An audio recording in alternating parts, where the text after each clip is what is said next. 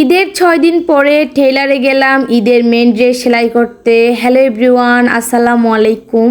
সবাই কেমন আছেন? আশা করি সবাই অনেক অনেক ভালো আছেন। আলহামদুলিল্লাহ, আল্লাহর রহমতে আমরা অনেক ভালো আছি। তো গাইস, ঈদ চলে গেছে আজকে 6 দিন। ঈদের 6 দিন পরে আমি টেইলারে গেছি ঈদের মেন ড্রেসটা সেলাই করতে, কারণ এই বছরের ঈদটা আমার কাছে ঈদের মতো লাগেই নাই। কারণ এবারই প্রথম আমি আমার পরিবারকে ছেড়ে ঈদ করেছি, তাই আমার ঈদের নতুন কাপড় পরা বা ঈদের একটা আনন্দ এটা ছিল না।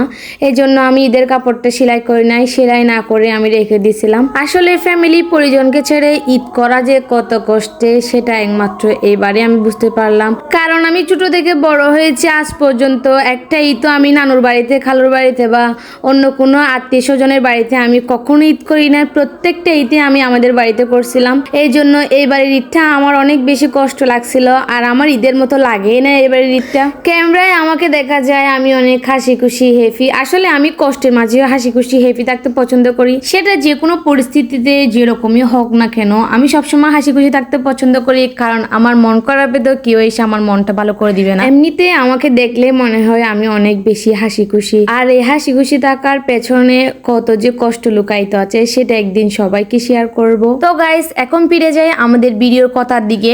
তো ঈদ তো চলে গেল, তাই ভাবতেছি কাপড়টা কি সেলাই না করে রেখে দিব।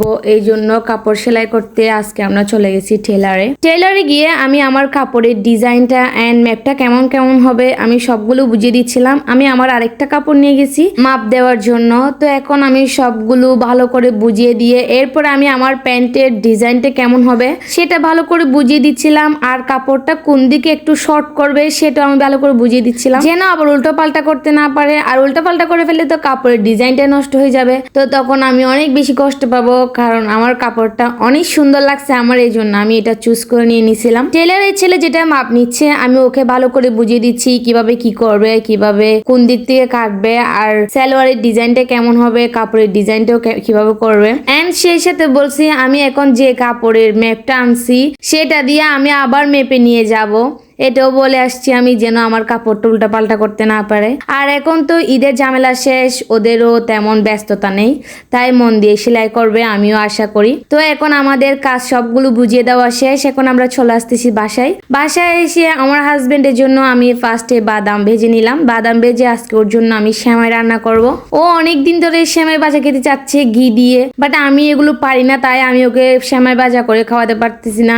এই সেমাই ভাজাটা কিন্তু আমার আম্মু অনেক ভালো করে পারে, এই রান্নাটা আমার আম্মুর অনেক মজা হয়। আমি এমনিতে এই সেমাইটা খাই না, বাট আমার আম্মু রান্না করলে তখন আমি এটা খাবো মাছ। আমার এত মজা লাগে, আর আমার আম্মুর এই সেমাই রান্নাটা একদম জড়া জড়া অনেক মজা হয়। কিন্তু আমি এটা একটু ভালো করে রান্না করতে পারি না, একদম আমার এগুলো একটু মজা হবে না আমি জানি।